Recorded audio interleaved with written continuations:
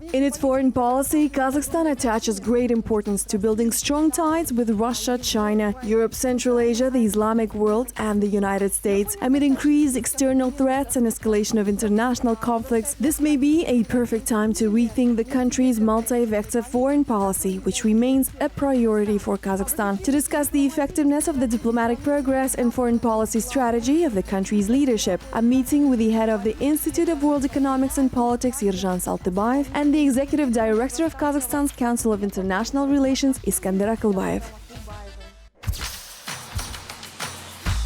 Gentlemen, welcome. In 30 years of the country's independence, Kazakhstan's leadership has pursued a multi-vector foreign policy, developing partnerships with its neighbors, the Central Asian countries, Russia, the United States, China, Europe, the Islamic world. Yerzhan, what prompted the choice of a diversified approach, and what are the major milestones in our foreign policy in the past 3 decades? Lyazzat, thank you for the question. Indeed, Kazakhstan pursues a multi-vector policy since gaining its independence in 1991. It was a conscious decision of the political leadership, in particular of the first president, Nursultan Nazarbayev, who realized it the only right decision for the country. Kazakhstan is a unique country in terms of its geographical location and geopolitical position. Look at the map. Kazakhstan has the 9th largest territory in the world. We border with a variety of countries. We are among the first countries who share borders with Russia and China. Kazakhstan is a country with a very wide geographical profile. In addition to Russia, China, and the countries of Central Asia, through the Caspian Sea, we share borders with Southern Caucasus and Iran. That is a very wide geography, which does not allow us to limit ourselves to just one direction and forces us to be multi-vector. For us, it's the most natural choice. Napoleon once said, "Geography is destiny." For Kazakhstan, its geography is our destiny. So we must be diversified in our outlook in order to succeed. Ну что же, Казахстан продолжает развивать триангулярный подход и развивает отношения с большими игроками. Iskander, famous American political magazine Foreign Policy, recently published your article where you wrote about the triangular approach to foreign policy, where Kazakhstan strives to equally build mutually beneficial relations with China, the United States, and Russia, and continues to do so successfully for 30 years. How has the country's leadership managed to balance its relations with the 3 largest geopolitical players, while the interests of these states have varied over the years, and these interests sometimes counter to each other? Значительно варьировались, отличались друг от друга на протяжении всего этого времени. Здесь, мне кажется, как раз-таки есть ответ на данный вопрос. Он кроется в мультивекторности и многовекторности казахстанской внешней политики. It was, again, due to the multi-vector approach of Kazakhstan's foreign policy, which is based on the principles of pragmatism, equidistance, and consistency. We are predictable for our key partners, shareholders, and I think, in this respect, an open communication is key to building constructive ties with China, the US, and Russia. We all understand that these 3 are geopolitical giants, and being able to balance between them and interact with them is an art form in its own right. Few countries can do that. The foundation of this approach has been built at the dawn of Kazakhstan's independence. The multi-vector nature of Kazakhstan's foreign policy is the most important element in Kazakhstan's successful self-positioning in the world and interaction with the international community. This allowed us to nurture constructive relations with Russia, China, and the United States of America. Именно этот фактор стал важным элементом выстраивания конструктивных отношений между Россией, США и Китаем. Развивая мысли Искандера, the mentioned 3 major players, in addition to exerting a political influence in the region, are also realizing their investment potential. Yerzhan, in this regard, how can Kazakhstan continue to weigh the interests and influences of its big neighbors and balance between the West and the East in a changing political landscape and amid strained relations between Russia and the US, China and the US? This is a difficult question. I think that Kazakhstan should proceed first and foremost based on our national interest. We do not have to please anyone. We don't have to be liked by anyone. We are the country with our own vision of the future, with our own vision of how to approach our foreign affairs, and we'll do what, first of all, is beneficial for our people. In terms of our attractiveness to investments, Kazakhstan is the largest economy in the region. We have the highest GDP in Central Asia and South Caucasus. So Kazakhstan is and will be attractive to foreign investors simply because of the size of the economy, because of our natural resources and human capital, which is rapidly growing. Speaking of the way the investment opportunities have been distributed, I think at the moment there is a certain balance which allows the US, China and Russia to feel comfortable. I think that the scope of their presence will not be in conflict with each other in any way. Americans have been present in the oil and gas sector for a sustained period, and they've got enough. They've got the most attractive assets. Therefore, they are content with their current situation and the status quo. It may not satisfy other participants, but it is a problem of these very participants and does not concern Kazakhstan in any way. As for the presence of Russia, we have a growing economic partnership through the Eurasian Economic Union. Russia is, of course, interested in their business, especially manufacturing business, feeling confident and comfortable, and they are making efforts to make that true. And Kazakhstan is generally interested as part of its industrialization strategy in the creation of new production here. Russia is objectively almost the only country which can substantially help us in terms of industrialization. They have the necessary competences and technologies for this. The question is whether they are ready to share them, but this is already the task of our administration to remove these barriers and attract them here as much as possible. China is, of course, a very promising partner in many respects. It's the first country in the world, not only in terms of the size of the economy, but also in terms of the scientific and technical potential. Therefore, we are interested in building economic ties with China, especially as a technological partner. But at the same time, we understand that our national security has sensitive areas, and we have to be very careful in terms of who gets access to what spheres, what technologies, and to what extent. And here, of course, a big question is how much we are ready to open up to Chinese technological companies. To what extent do we want them to be present in our country?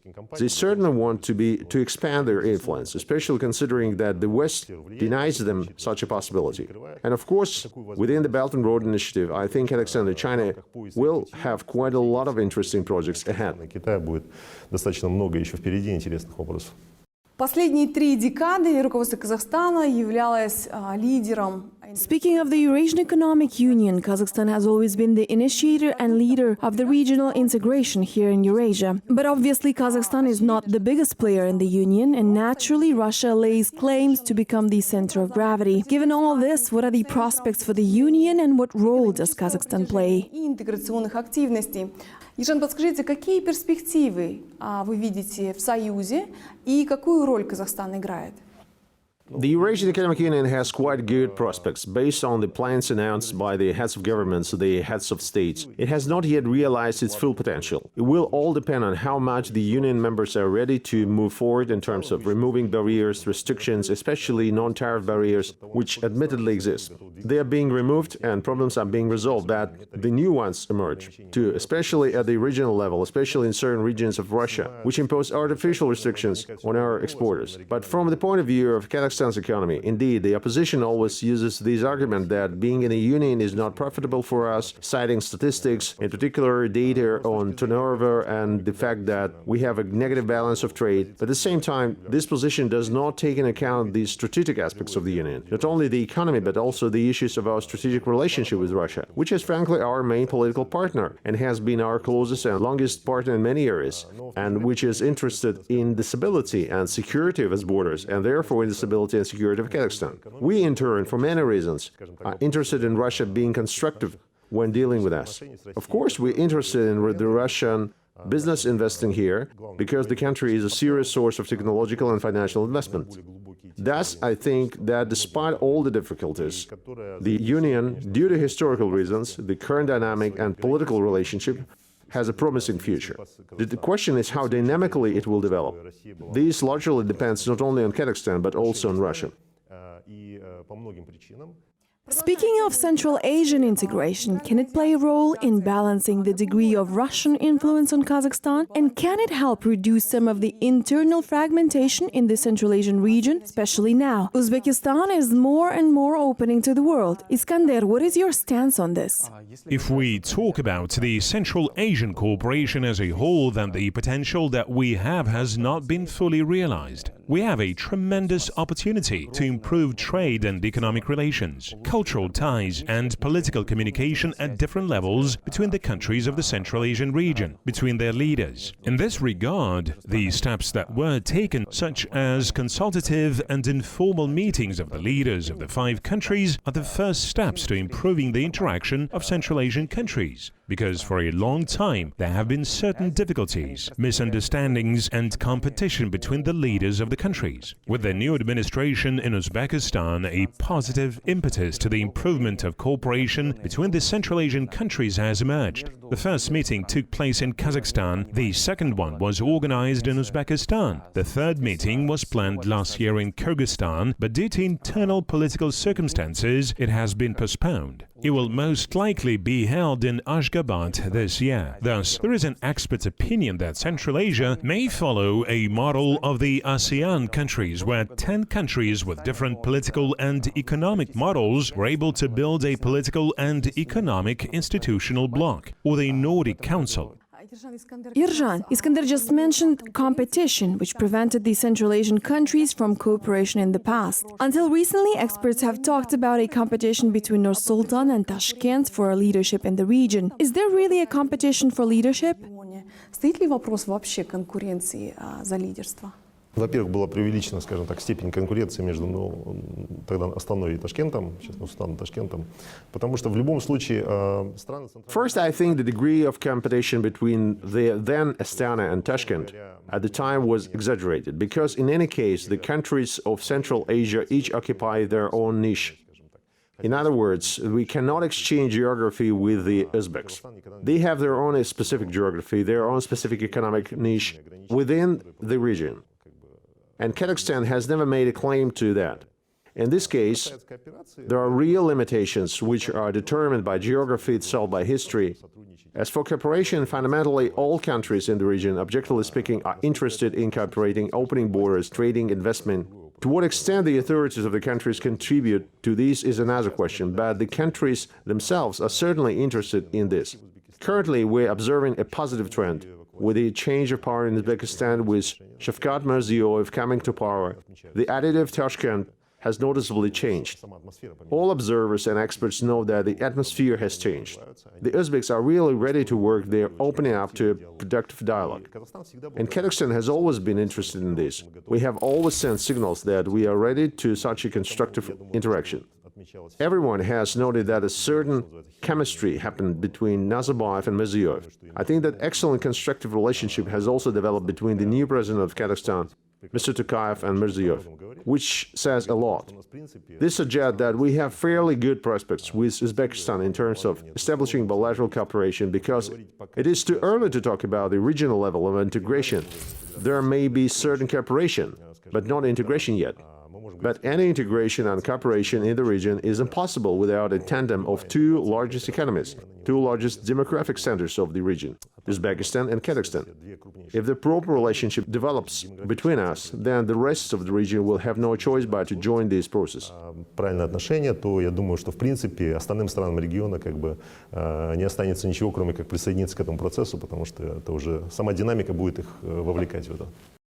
Текущие межгосударственные и региональные... All the ongoing and current conflicts between the countries of the region have a territorial nature. Kazakhstan is one of the few countries that was able to avoid any military conflicts and is one of the first post-Soviet countries to delimit and demarcate its borders. This is a tremendous historical achievement. How has this been achieved and made possible? Казахстан — это первая страна в постсоветском пространстве, которая смогла делимитировать и демаркировать свою границу. Это, конечно же, большой дипломатический успех и победа. Каким образом это было достигнуто? С моей точки зрения, I believe Nursultan Nazarbayev played a key role here. Without any exaggeration, the role of his persona was critical. We simply don't know all the details because the information is classified. But even with what we know, it is obvious that he has made a tremendous effort on a personal level. The border with Russia was a key challenge for us. It is the world's longest land border, stretching over more than 7,000 kilometers. The border had not been delimited and demarcated. With a difference between delimitation and demarcation. Delimitation means defining the borders on a paper through an agreement. But to define the borders, an actual demarcation is important. That is a completely next level of work.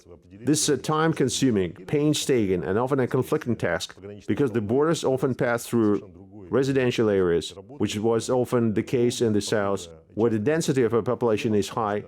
And Nazarbayev made an individual effort to reach a quick agreement with the first president of Russia, Boris Yeltsin. He was able to resolve this in a historically record time.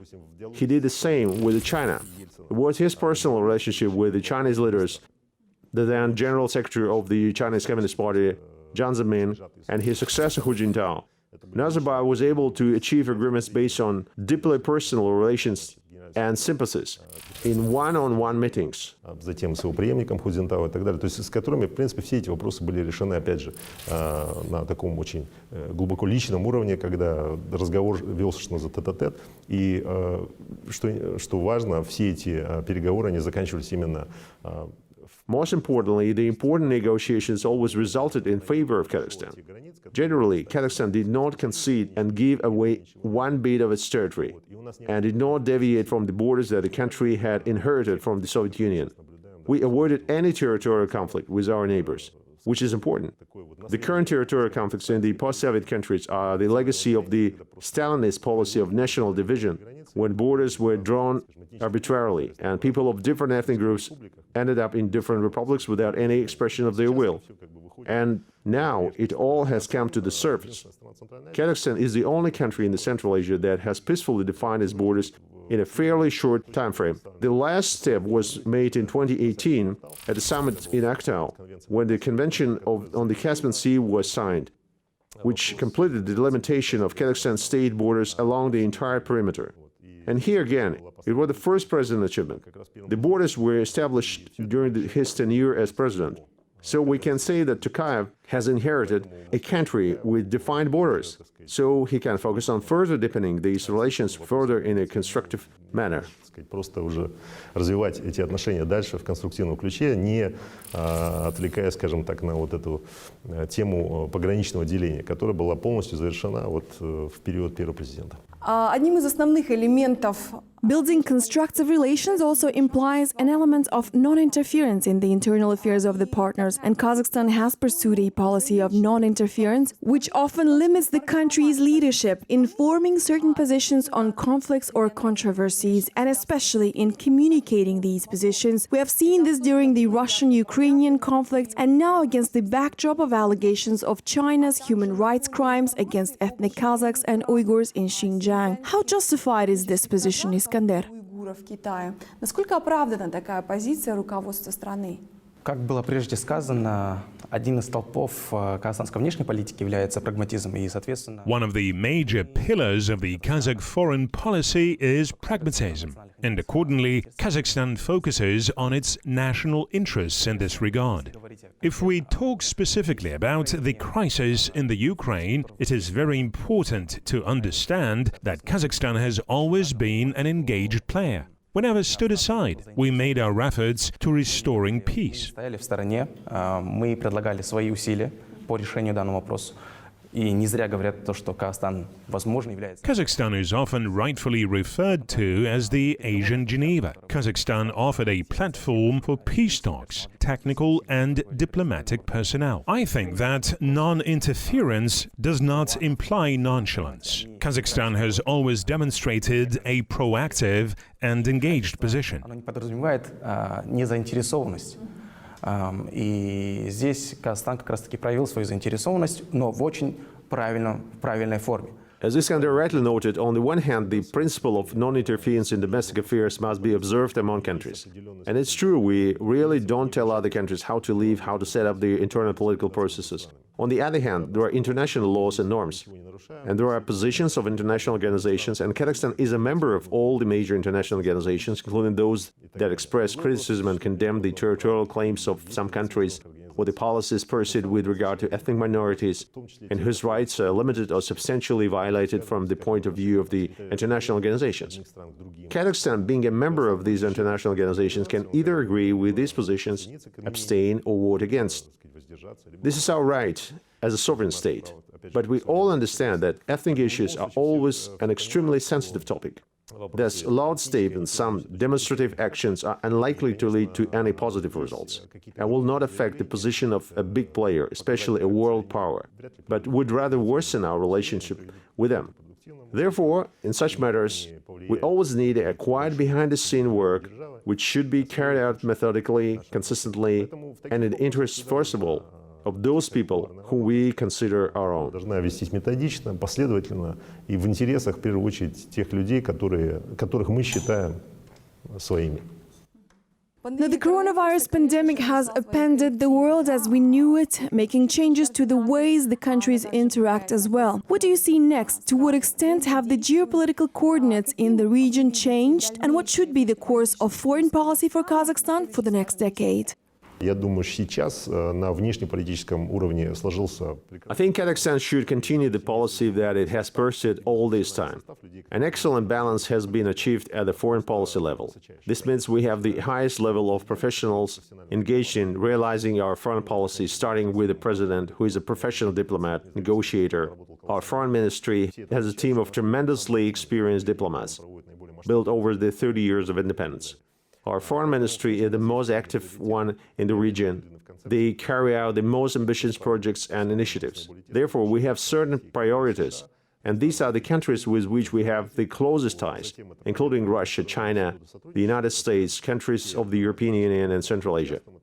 Then there are multilateral institutions of cooperation like the SCO, the CIS, the Turkey Council. Cooperation within the Turkic world get boosted, especially in the recent years, thanks to Kazakhstan leadership here too. And finally, we also focus on our relationship with countries that are beyond our immediate borders, but are of great interest to us, primarily for investment opportunities. These are East Asian countries, South Korea, Japan, the countries of Persian Gulf, the United Arab Emirates, with which have established close relations, partnerships. I think this diversification, a game in many directions with different priorities, sometimes favoring politics, sometimes security, sometimes purely economic interest and investment is a policy that is the only reasonable, possible, rational choice. We cannot afford putting all our eggs in one basket. Therefore, Kazakhstan, as a country with a very wide geography, is distant by its geography and history to be as multi-vector and diversified as possible. Those who criticize this multi-vector approach should look at themselves. No country in the world pursues a one-vector policy. They can call it differently, whether they say we are promoting our imperial projects or our independence, but this does not change the essence. All countries are trying to interact with the outside world as diversely as possible for different reasons, to get different benefits from different relationships. This is simply the essence of the government work, in order to benefit the people who choose the governments. People expect that government will bring certain benefits, social welfare, security, economic opportunities, investments, and so on. Strictly speaking, this is the essence of foreign policy. Everything else is an entourage. The essence is the same, to benefit the people. Суть внешней политики. Все остальное — это антураж, это как бы оформление. Суть одна — это чтобы приносить пользу своему народу. Iskander? 2020 showed that the world has entered into a period of permanent turbulence and unpredictability. We can't predict what will happen tomorrow. This pandemic has affected our economies, geopolitics, and foreign policies. Last year, we saw a significant growth of turbulence in the Middle East, a major decline in oil prices. This has affected Kazakhstan's economy. And yet, Kazakhstan has always remained consistent in its foreign policy and diplomacy. One thing to be mindful of is the fact that the changes brought by the pandemic have replaced the handshake diplomacy with a Zoom-plomacy. We all communicate online now, through Zoom and other software programs and applications. This changes the way we interact. We can't anymore perceive emotions or catch the non-verbal clues, which used to play a big part in diplomacy for a long time. These are big shifts and require adjusting. В целом традиционно воспринимались в дипломатии на протяжении очень долгого времени. Therefore, in the conditions of Zoom diplomacy, Kazakhstan must also adapt to working through media and use the power of social media. Media can play a very important role in this regard. Think of Twitter diplomacy. Such concepts, they do play an important role in shaping public opinion in our modern world. Therefore, the adequate response is to adapt to the changes, and this, I'm sure, will become an important factor in the success of Kazakhstan's foreign policy. Успеха казахстанской внешней политики. Yerzhan, Iskander, thank you. Thank you. Thank you.